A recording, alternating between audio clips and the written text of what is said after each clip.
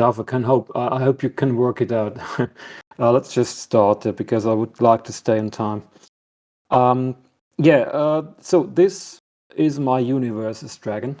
My name is Amber Azurescale, and there was some bit of confusion about the title. So this is not about Wings of Fire. I'm sorry to disappoint, but the original title says My Universe as Dragon, reviewing a spiritual self-discovery beyond wings and fire. And that is not even that important, yeah. The title is a bit of a mysterious thing, but I will explain that at the end of the panel. So stay tuned, and it will get pretty spiritual. Before we start, just 2 disclaimers. This panel is 18 plus because I'll be talking about mind-altering substance use. And 1 slight trigger warning, I will be talking about the end of life. But don't be afraid, there will be no violence or something. I will just be mentioning the topic 1 or 2 times. Okay. The aim of this panel, well, it's a kind of awakening story, quite a long one, an extended one. And my idea is to try and describe a kind of self-discovery journey, which goes beyond the material concept of dragon. That's why it's called Beyond Wings and Fire. Rather than just telling the story, I will try to take a look at the techniques and methods I used along the way, how they were used, and which effect they had. It was a bit hard to find the right balance between telling the story and actually offering some generalizable ideas about how to do the journey, about how to walk the path. And I hope I succeeded in that. The methods I used, I will refer to as travel companions a couple of times, just to stay in that metaphor. I'm very, very aware that the things I did will not be suitable for everybody, but still I hope to describe them in a way that might inspire you and may help you along your own journey. Okay, so let's start in the early years, yeah, so my childhood. And like many other kin, I've been feeling non-human for most of my life. To be more specific, I've been feeling pretty uncomfortable with many things humans are doing, especially when related to exploitation of the planetary resources, environmental pollution, nature destruction, and such. So about when I was 12 years old, I was pretty sure that being a human, it didn't really feel right. There was something intrinsically wrong about it. I also found some strange attraction to dragons. Well, to be honest, I first identified as falcon, but I quickly found that dragons seemed to be more attractive. Everything basically felt right about them. And I got a feeling of belonging and home and deep familiarity I didn't find anywhere else. Actually, this is what we all know as species dysphoria. Dragons as sentient and ancient beings physically and mentally represent what I feel like at a level nothing else can. So my kinship settled to being a guardian dragon with the task of protecting life and nature on Earth, because those traits were very prominent in me. I think that I somehow voluntarily came to this planet in order to learn about technology and how humans use it and if it poses a threat to nature. It was about 1995 when I had a week out-of-body experience, and that actually gave me a strong understanding that obviously the consciousness may be able to exist without the body, to exist outside the body. It was just feeling like I was taking a look at myself from the outside, handling the body like a puppet. I also always somehow had the idea of reality and time being constructs or being tools rather than being the ultimate truth. As time went by, I literally designed my career path around these ideas, especially the idea of having a strong interest in both nature and technology, the urge to save or conserve nature and at the same time learn about technology. So I took an engineering study and tried to fit in to the best as I could. Did a PhD on renewable energy, tried to find meaning through work. So I was a guardian dragon of life, learning about technology and humans. I understood that was my task. So this already highlights one travel companion, which I will just call integration. I think this is a very big topic. It could maybe justify a whole panel.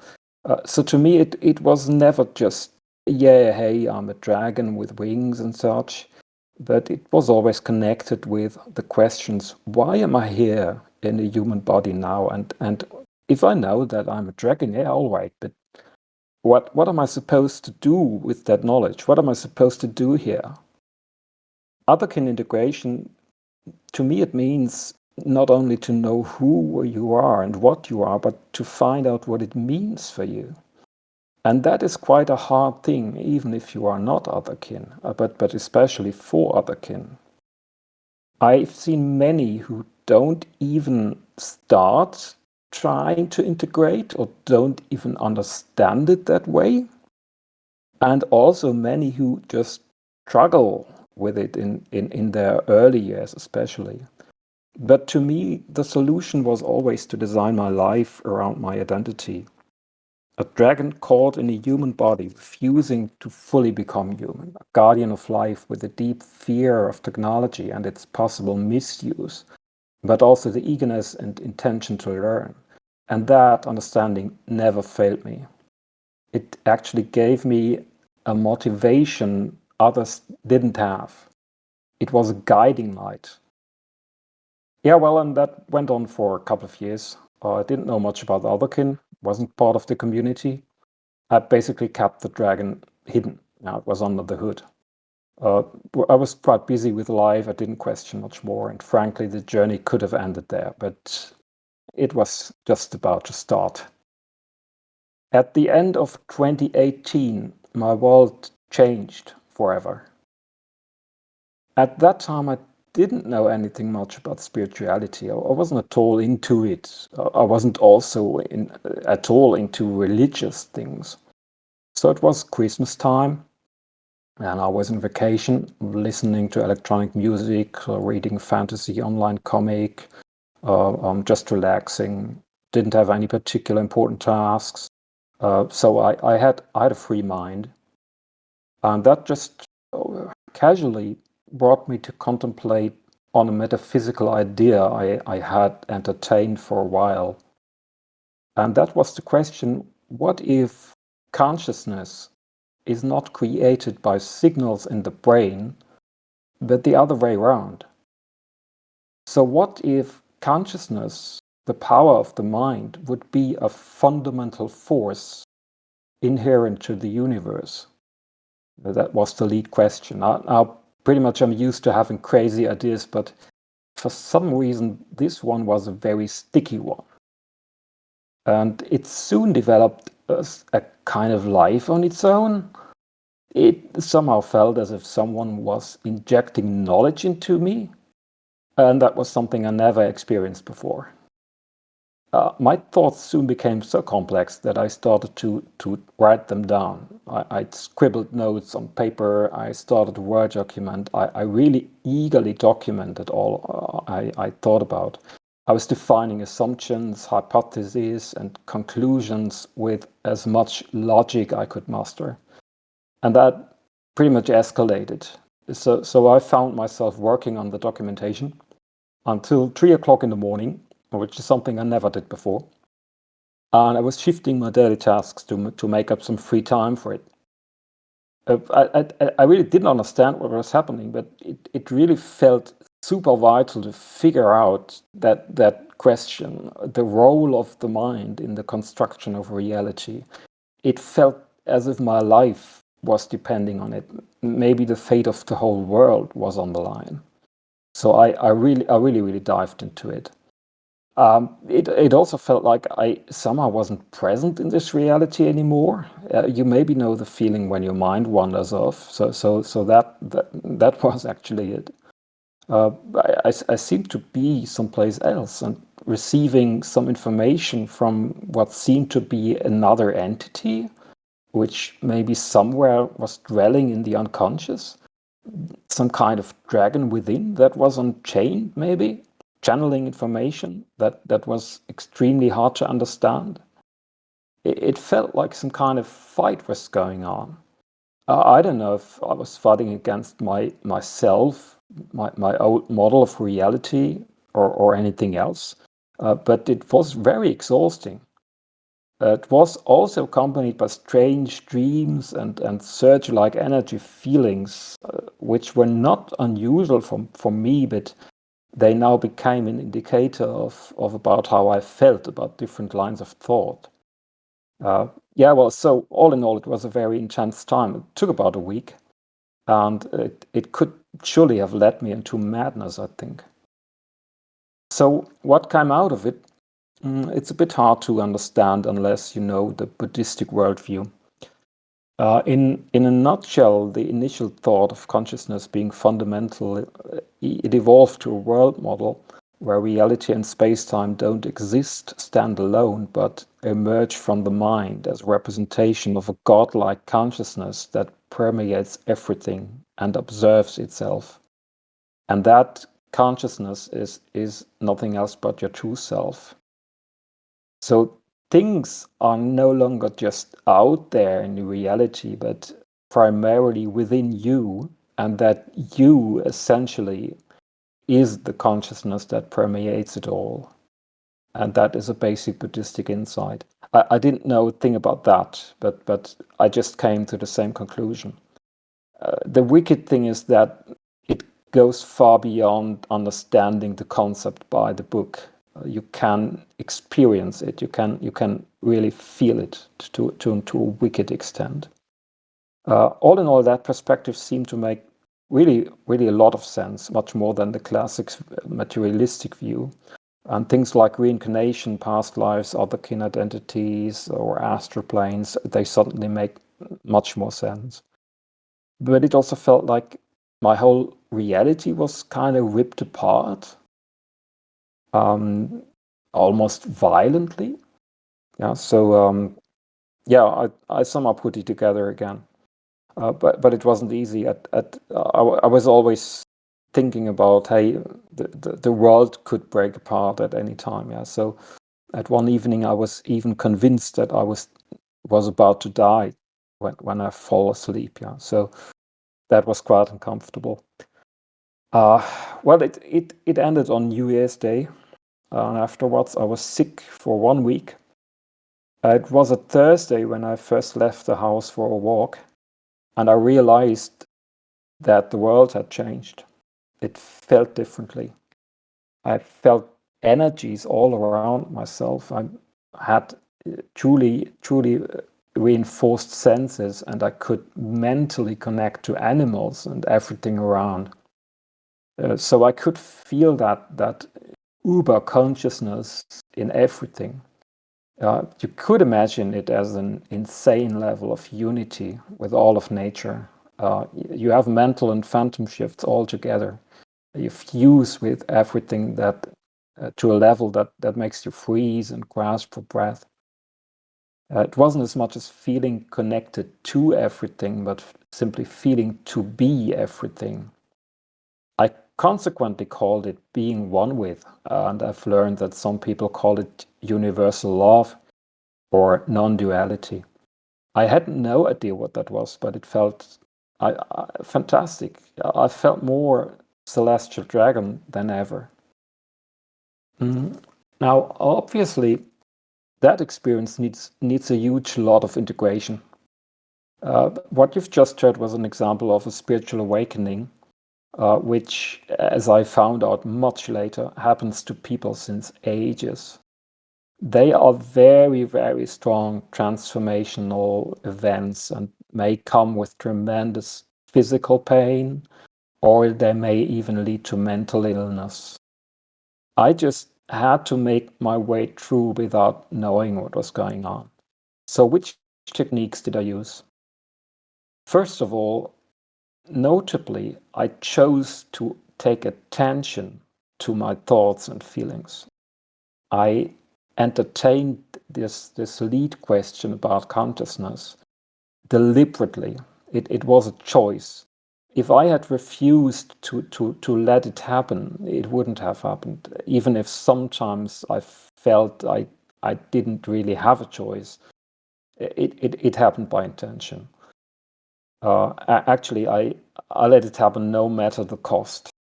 Yeah, so it was a very intense period, but I just made it through. Second thing, I try to rationalize and analyze what I felt and thought, even thoughts that defy rational explanation. I try to make the best I could. And I use documentation to sort them out. The main paper is a Word file of 11 pages. And there is lots of more add-on documents. So I think that chain of action, attention, analysis, and documentation, that's not at all self-evident. It takes a tremendous amount of effort and time. But I think it was the key for me to come out of this relatively sane. I was able to process and later integrate chaotic thoughts, and it also fired up new ideas. Yeah, so that might be quite an important travel companion.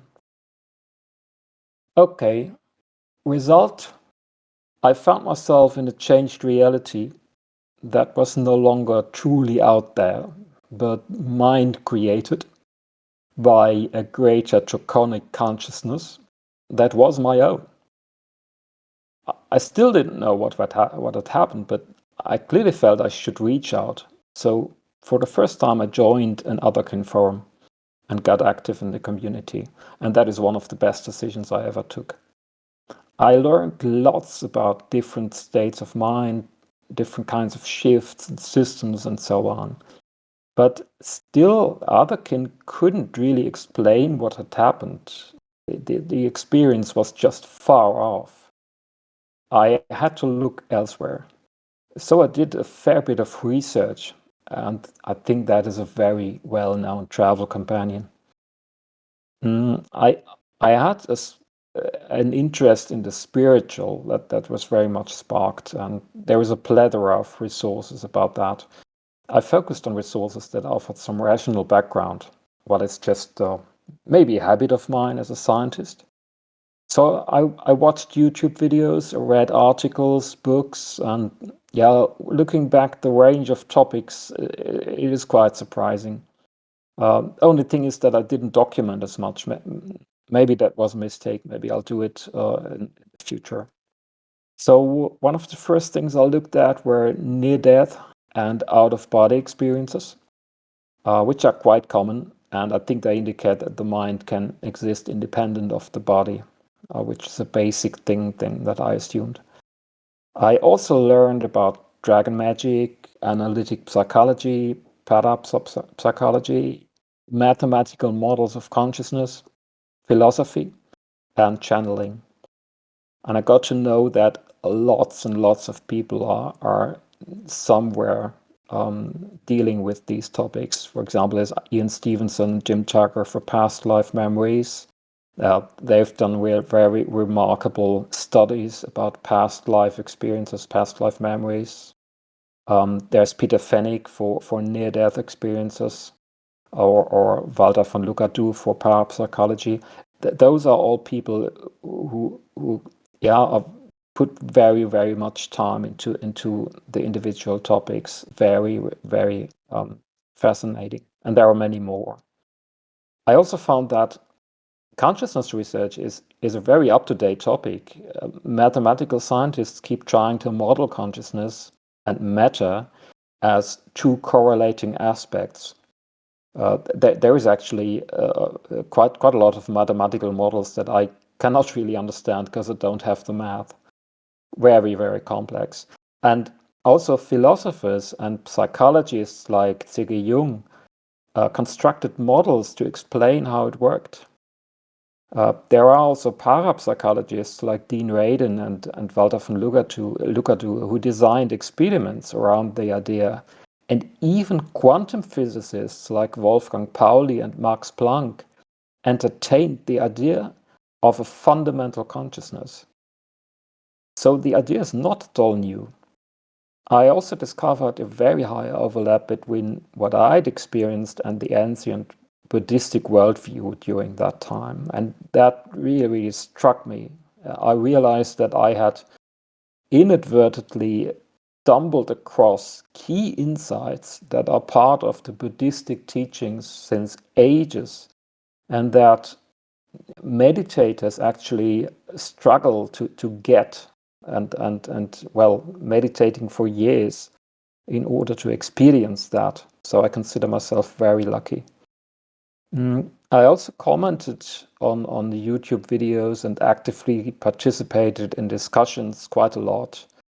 Oftentimes expressing that I feel an overarching anthropocentricity in spirituality and philosophy. And that sometimes sparked interesting discussions. Most notably, I had a web call with an astral traveling expert who had remarkably similar experiences.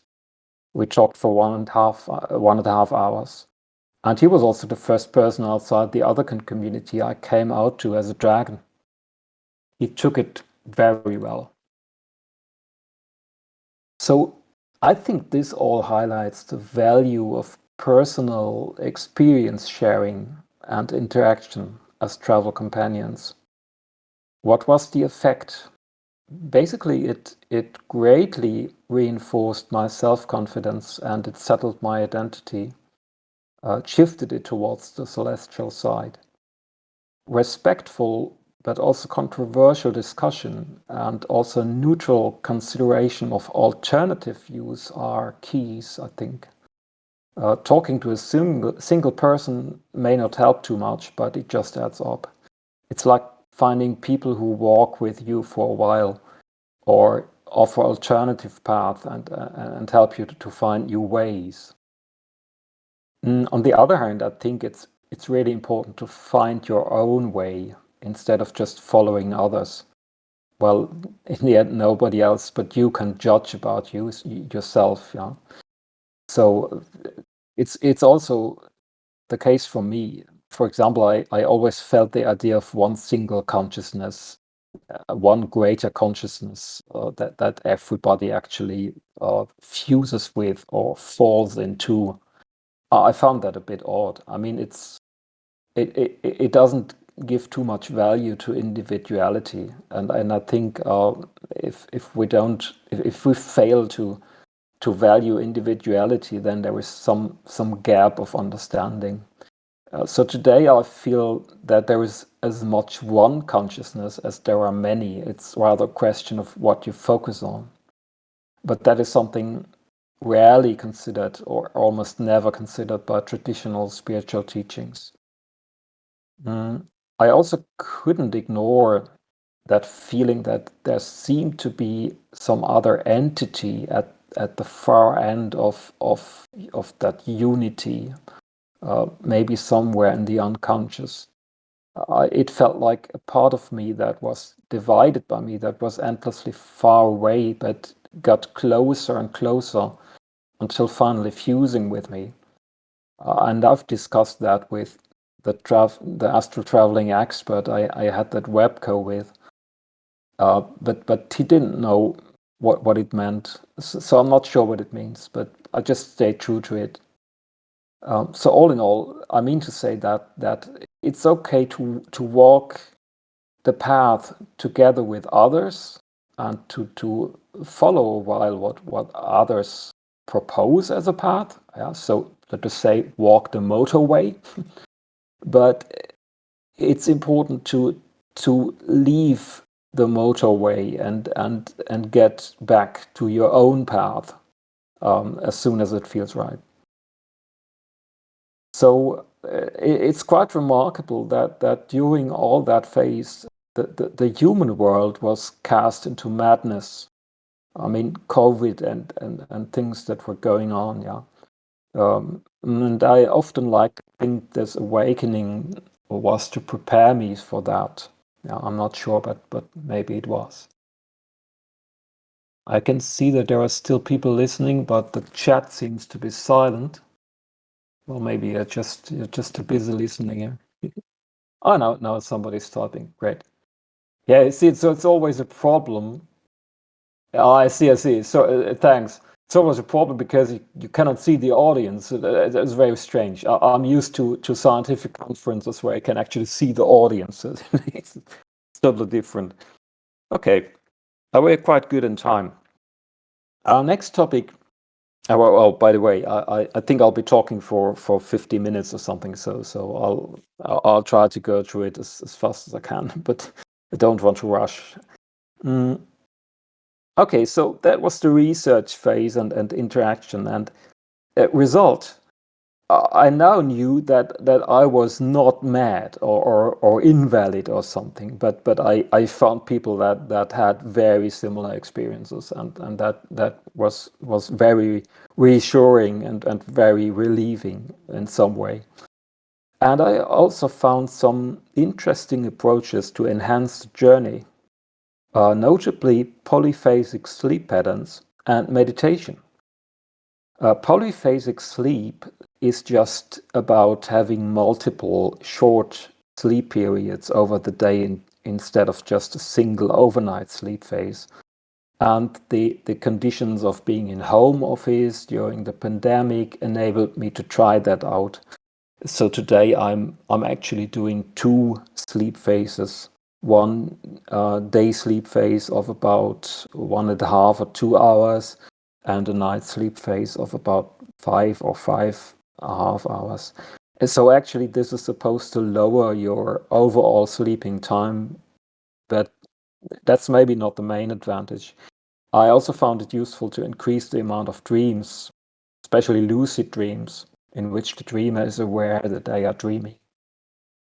So talking a bit about dreams here, I find that also kind of traveling companion because they are generally potentially useful to explore the subconscious, especially when you combine them with a dream diary and make some connections between them and also connect them to the rest of the findings in real life.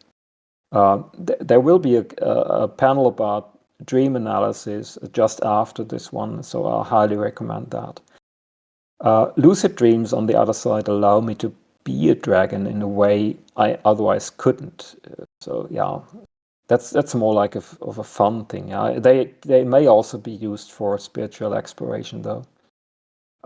So I found that most of my dreams are related to real life events, but some are really different. In those ones, fear of technology is one of the most common themes, which is quite notable.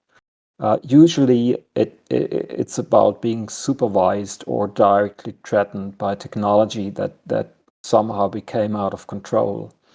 I have recurring nightmares of plane crashes near the place I live. I'm not really sure what they mean, but it seems to be a almost traumatic fear of catastrophe caused by technology. I don't know. But I mean, it relates to my general idea of being on the planet for learning if technology poses a threat. And then there are sometimes dreams that seem really, really meaningful, but are just outright weird, also very intense. And maybe my most weird one will be analyzed in the dream analysis panel as an example, but I'll shortly explain it here.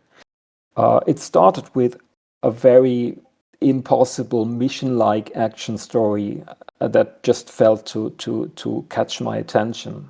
Now that worked quite well. So I was totally aware of the dream scene. And also, I somehow knew that it was a dream, but I was unable to control anything. So finally, I found myself put into a reclined chair in a setting that resembled some sort of spiritual initiation, as I was told. I was unable to move or talk much. I was unable to look behind the chair, but I noticed that there were about 3 entities behind my back talking about me. They seemed to be aliens. At first, I couldn't make sense of what they talked about. It sounded like financial stuff. I don't understand a thing about that. But then one of them told me about my species. And he mentioned nanotechnology, software, programming, as if it were part of me. I got reminded of protogens, the cyber furry species. I felt that I was about to receive an extremely important message. So, knowing that I was dreaming, I struggled to not wake up, which was a bit hard, but I succeeded. So the alien called my species Quigma, and that is a term that simply doesn't exist. I never heard it before. Uh, Being fully aware of the dream situation enabled me to ask the alien about my relation to dragons. And the answer came completely unexpected, totally out of the blue. He said, "You are a being before whom the idea of dragons fades." Now, that leaves much room for interpretation, I think. It made me extremely curious. First of all, I think it's notable that the alien seemed to not only knew what I was, but he also seemed to know what dragons are. His statement, where on one side it sounded like you are not a dragon, but I somehow hoped that it wasn't meant that way. It also sounded like even a dragon is only a faint description of what you are, and that points to, well, a whole bunch of possible things that are yet to explore, and I like that very much. So based on that, I've speculated quite a bit about what a squigma might be. And I just can guess that it's got to be a manifestation of that boundless creational and also destructional force. For that is what I find within me all the time. Actually, it's more about creation than destruction most of the time. But all in all, it's all about a constructive force. So maybe a squigma is a sort of ultra cyber polymorph who uses consciousness and technology to dance on the line between mind and reality.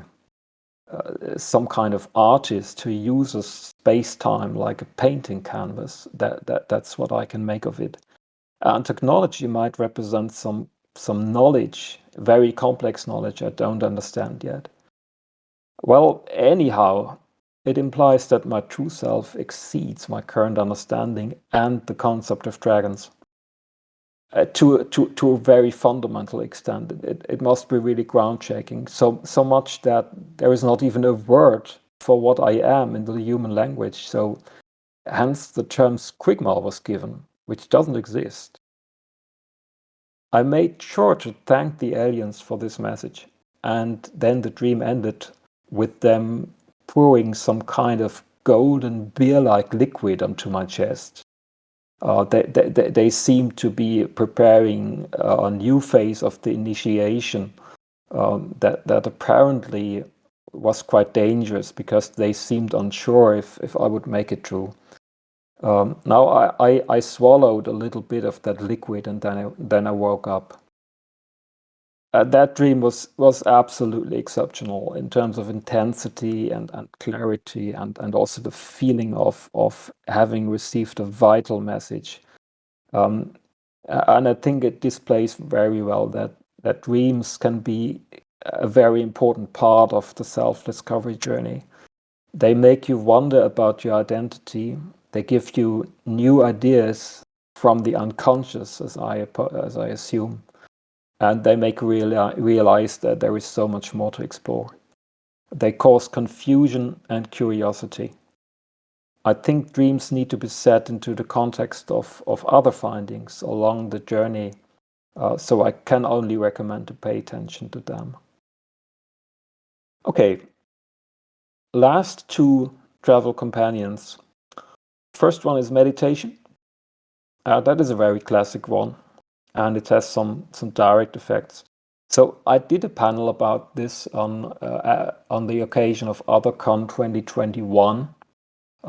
You can look it up on the OtherCon YouTube channel. It's being recorded. It's been recorded. So I won't talk much about how I do it. I started meditating in October 2020, and I did meditate almost daily for at least 20 minutes. The maximum I ever did was 1.5 hours. But yeah, well, frankly, I only managed that once. The approach to meditation is a very traditional one. It trains introspective awareness. It calms and unifies the mind. And the goal is to gain insight, which is actually the experience I already got, that there is no reality without the mind and that everything is interconnected. The effects are quite notable. I think, first of all, there's increased self-awareness. I feel that I'm getting more better at differentiating a behavior that is caused by the ego or the I, as Jung calls it, as opposed to traits that come from the true self. I'm almost able to observe what the ego is doing. Typically, things like impatience and anger come from the ego, and they have their place. They are actually needed to move to that illusionary reality. While on the other side, things like curiosity and calmness, tranquility and equanimity, and also that really overwhelming force for creation, they come from the true self. They seem to come from deep within. And consequently, these feelings are also very prominent when I feel this all connectedness. And that again leads to an almost insane level of confidence. You just feel that nothing that happens in the outside world can truly hurt you. But the problem is, it also puts you into a sort of melancholic mood. Yeah. So real world problems get very insignificant. And many things one usually fights for or against they become just meaningless. So it is a very high level state of being. Consequently, I also much less divide the world into good and bad, because those are concepts that don't make much sense at that level. And I'm able to take difficult situations like we have now, yeah. So war and toxicity in society. I'm more and more able to walk through them more calmly. Yeah. Also, times of personal crisis, they get somewhat a bit easier to endure. And I also feel that real world events happen like they are supposed to happen, as if they were pre-decided, like the world follows a path that has been set long ago, like the dice has been cast, so to say. So it creates a kind of trust in fate, and that has proved very useful for me.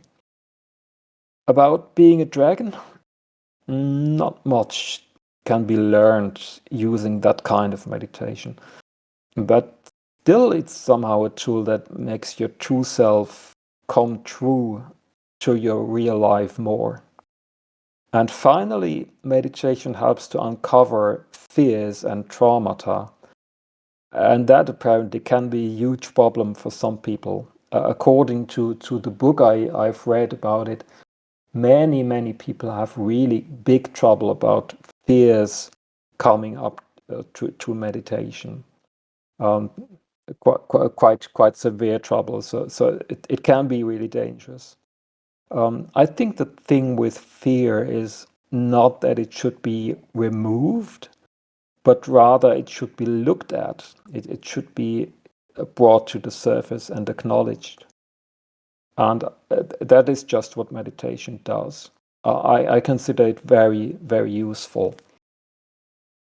Also, for the final travel companion, I would like to talk about, which is mind-altering substances.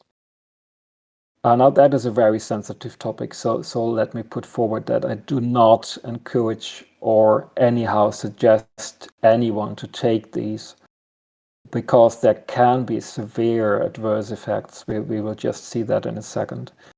So no kind of recommendation or anything here.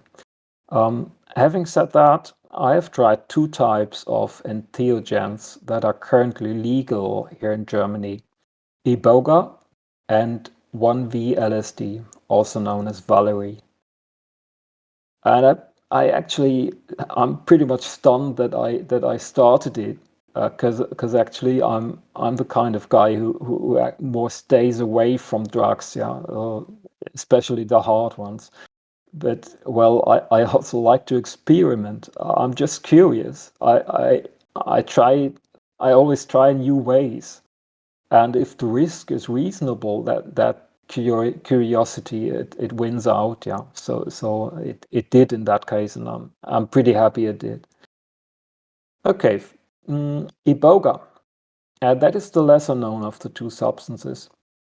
It originates from a plant, a root bark, found in Central Africa, and it has been traditionally used by African tribes in low doses for stimulation, in higher doses for spiritual exploration. You can source it as a fine powder that tastes terribly bitter. So it's very hard to ingest. But thankfully, you can easily extract the active compounds through a simple chemical process that one can do in the kitchen. Well, at least if you don't mind your kitchen smelling of ammonia. You can also use something else, but that's the way I did it. So in terms of potency, it's said to be similar to ayahuasca, which is nothing to meddle with at all.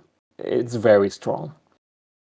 A trip can be expected to last full 36 hours. So that's 1.5 days. So you really have to prepare yourself for that.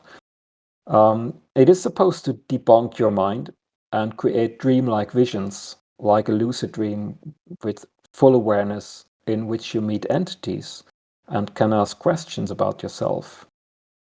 But of course, there are also adverse effects. They range from vomiting, heavy dizziness, general inability to move, and there can also be much more severe things. Heart issues can occur, especially. So there was really a fair amount of risk trying that. I did a fair amount of research, and I got expert advice, and finally decided to try a medium dose at 1st of September this year. So using my extract, which I had packed into capsules, I spread the ingestion over a total of 5 hours. Well, first of all, nothing at all happened. But soon after I was taking the last dose, disaster started. I found myself lying in bed, shaking and trembling like mad. And when I left the bed, I started sweating like a pig. I had 1 day of sleeplessness, total sleeplessness, and another 2 days of feeling generally sick, before I thankfully returned to normal. So to make it clear, that could have easily brought me into the hospital. So it was a failure. It was actually a deliberate self-poisoning. Yeah. Sorry to disappoint, but spiritual experiences, Practically none. I had some bizarre mental images, strange dreams, strange faces, but they didn't tell me anything. I couldn't ask anything. Uh, I don't know if it's just me or the stuff is generally useless. I have no idea. When one thinks positive about it, which I always do, it may have cleaned my mind a bit, and it may have made me see my path a bit clearer. But that might also be attributed because I was just happy to have survived. Well, all in all, that was far from what I had hoped for, and it just demonstrates that things can go wrong. Luckily, LSD is much more friendly. It is still strong, so it is nothing to meddle with at all. But it just behaves very reliable and proves very helpful. You can get it on paper sheets or teensy little pills that are easily stored, dosed, and taken. A trip lasts reliably about 12 hours, actually independent from the dosing. As you may know, it's used as a party drug most of the time because it creates funny visual effects, and outright stunning inner eye visions. But I think it is a solid tool for spiritual exploration. The adverse effects are minimal. In my case, I tend to get an uncomfortable stomach feeling during the trip, and also some very strange thoughts when being half asleep. So it's not a good idea to sleep on it. Well, of course, there are bad trips frequently reported, but they never happen to me. I think they mainly occur when fears come up. And at that point, working out fears using meditation, it seems very helpful. So that seemed to have happened very well for me. Um, I can even have a good trip even if the setting is not ideal. So I started with very small doses. That's another advantage. You can use very small doses, about 25 micrograms, and I worked it up to 325 micrograms, which is already quite on the high level, and the effects just ramp up fairly linearly. I didn't encounter any non-linear behavior so far. So it always takes about 1 hour or 1.5 hours to kick in. So I would usually take a dose and go to bed for my day sleeping phase, and when I wake up, I would already be in that altered state of mind. So the effect is hard to describe, but it's quite lasting. It's fantastic, actually. So LSD basically enhances all your senses, including phantom limb sensations. So I'm feeling wings and tail and claws more than usual. Also, maybe even more notably, sounds and vision gets much more vivid. Your senses are reinforced very much. So boiling water, it can sound like a symphony, and scratches in a plate can look like rainbow art. So you notice beauty in simple things you never noticed before. Every moment feels like a piece of pure art. You feel like you can explore every little detail, and to me it feels like there is a universe within every cone of dust, and a billion years in every millisecond.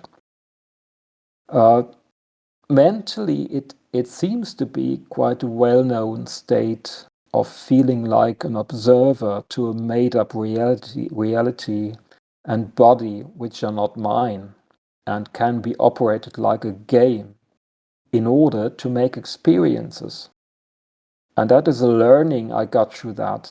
All of that reality seems to be about making experiences, creating them, recording them, organizing them like a playground. Um, just as a consciousness who is doing nothing who likes nothing more than observing itself would actually do. During a trip, you also find that very basic actions, for example, that you need to turn a key to open the door, they sometimes feel just like a faint memory. Yeah, you just go like, hey, if I'm right, if I should do that now, and then that should happen. Yeah, so it is really funny.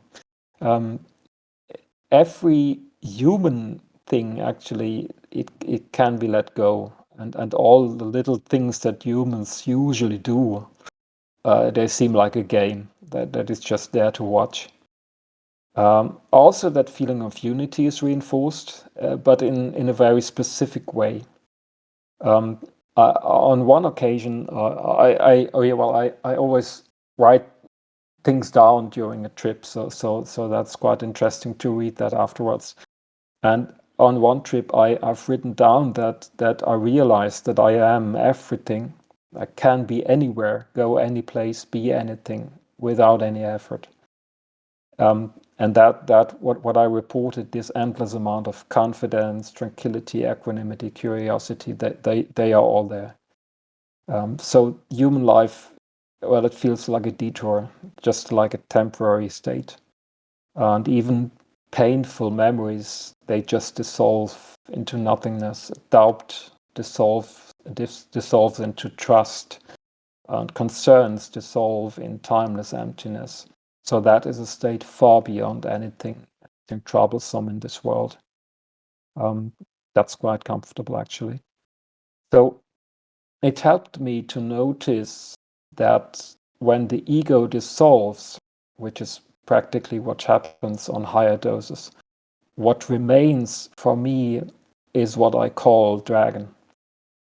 I've written in my notebook, dragons are where it leads to, where it all leads to. They are my home, my very own true story that will always be there. They are the one thing my mind will create when everything else is lost. So I feel to be everything and dragon all the same, and that is why this panel is called My Universe is Dragon. But anyhow, LSD has its limits. It gets me always to the same place and not any place else. Yeah, so it doesn't explain the Squigma dream. So I'm very sure that I need to look someplace else. Also, it's very hard to focus on things like draconity in a physical sense, or doing complex introspection during a trip. So it's a mystery why I identify with dragons that much. Were there past lives? You notice I didn't talk about past lives at all because I just cannot remember any. You know? So being a dragon is more like a now life thing for me. I'm just a dragon in a human body. That's how it is. But well, if reality is a mental construct and I can be anything, why can't I just switch to a dragon body? Why am I still here? This is something LSD cannot help with, at least not too much.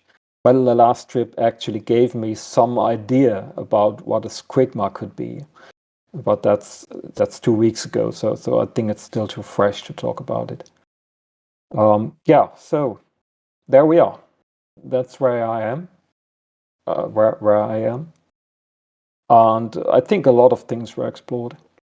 Um, I always tend to think positive about what I learn, and I think that patience and consistent exploration are the key. Always seek to explore more and expect the unexpected, and also try risky pathways if they seem feasible. Yeah, so I think the journey will go on. There we are. That's it. We made it. Well, basically in time. Oh, I can see that you're still there. That's perfect. Great. I will try to look up some questions in the chat. Oh yeah. So, mm, but do you think there were any conditions to your experience, like underlying factors which may have made you more likely to have that experience? How old were you? Okay, good. I think that refers to the spiritual awakening experience. I was 40 years old. Yeah, I'm now 44, which is actually pretty interesting because Jung um, already tells that such experiences are more likely to happen in the second half of your life. So being exactly 40 years, that might be half of it done. Yeah. So not too sorry about that. It's completely okay. So that might be one condition. Also, I think that having that free mind, um, yeah, that listening to the music, well, having much time to think about things, and not being stressed at all by anything, also being completely healthy and sane and just feeling all right, that has contributed to it a lot.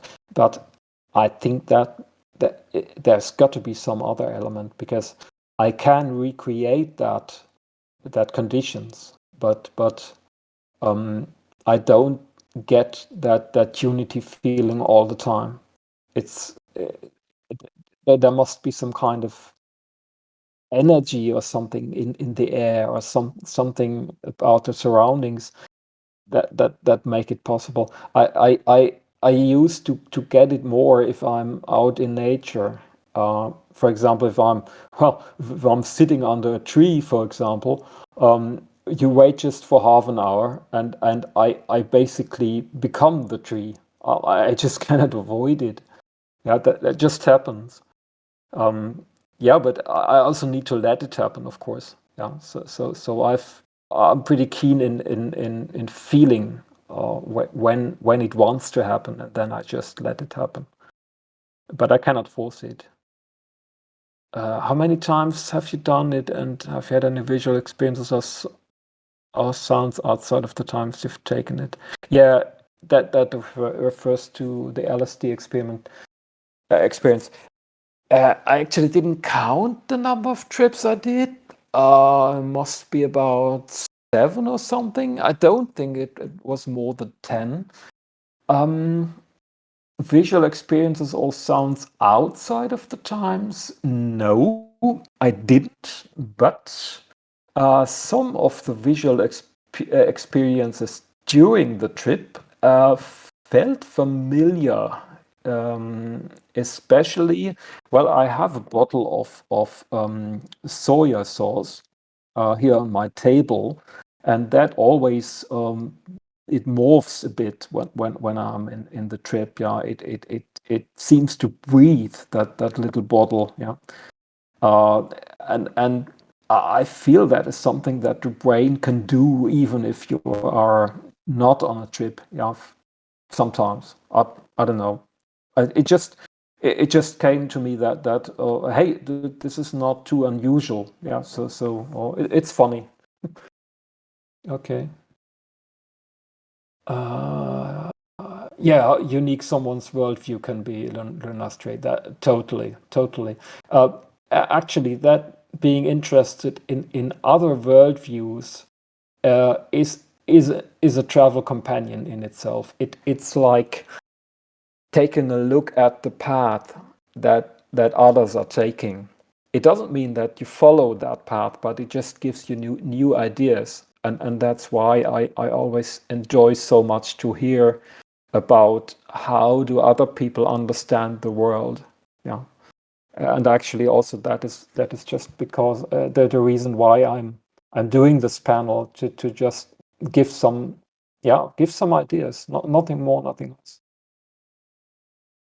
A feeling to be dragon in human body.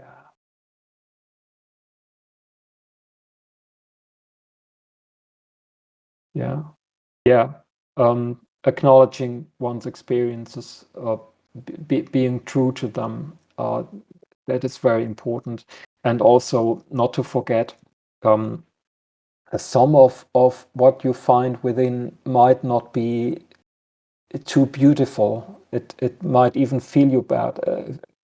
Yeah, it's also called shadow work. I've encountered that there is a huge capacity for creation in me, but there is also a darker side. There is a side that only wants to destroy. It's actually as strong as the constructive side. But hey, that's also a part of me. It's it's something one should accept, yeah. And I wouldn't be complete without it. It's what Jung calls the shadow. And Jung has also already indicated or found out that the shadow can be integrated. Actually, the eye has the ability to integrate the shadow. Um, so it's not a bad thing, yeah. So that is again highlighting that I don't tend to divide the world into good and evil. Uh, can you share documentation about all the researches about consciousness? I'm afraid there is none. I didn't write down all of that. That, as I said, I maybe should have. Um, but yeah, if you're interested in a specific topic, I can probably name you the researchers to take a look at. Okay, yeah. Oh, I really see that you seem to enjoy the panel. That's great. It becomes easy to ignore spirituality in the daily grind. Yeah, totally. I mean, daily life is just keeps you away from that spiritual feeling. Recording things seems to be a great way. Yeah. Oh, great.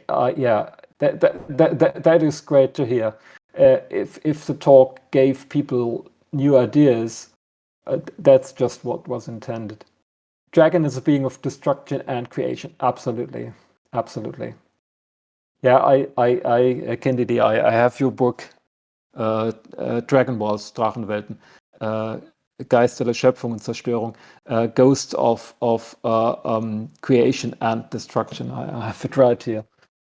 Totally true. Totally true. Good. I think I'll just give it another couple of minutes to see if there is any additional questions.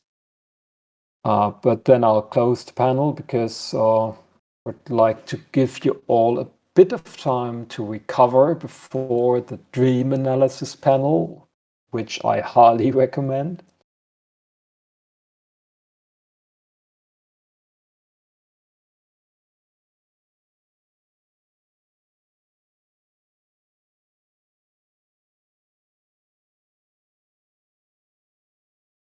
Okay, just waiting a while since people are writing.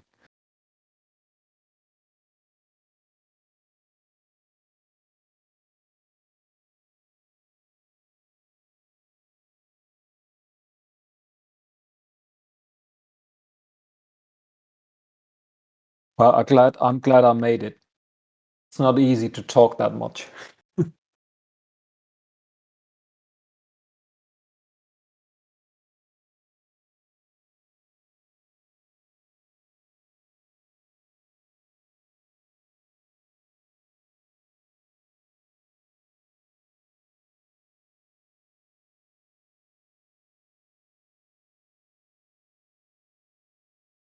Okay.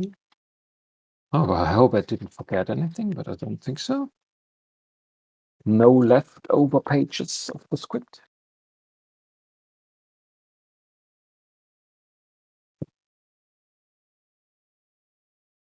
Yeah. Well, I'm so happy to have been an inspiration.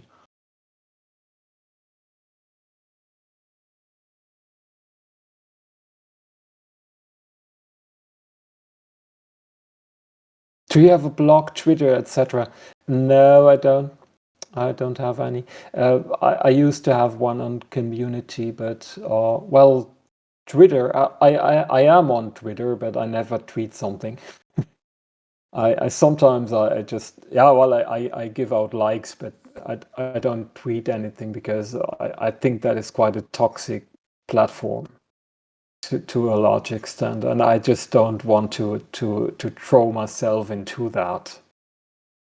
Yeah. Yeah.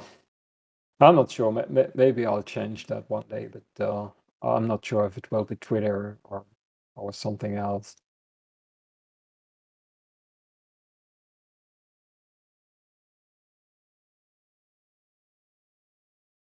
But I mean, if you want to hug me up, you can always send me PM.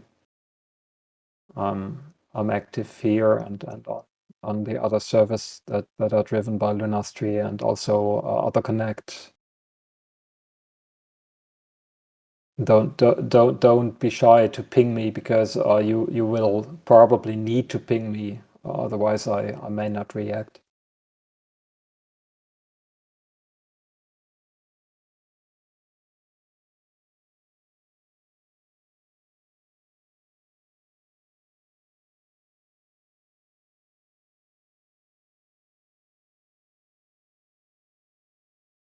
Okay. It seems there are no more questions. Yeah. So let's close it for now. Thanks everybody for listening. The next panel will be about dream analysis, and it will start in 52 minutes from now, as far as I'm informed. So I hope to see you all then. Okay. See you. Goodbye.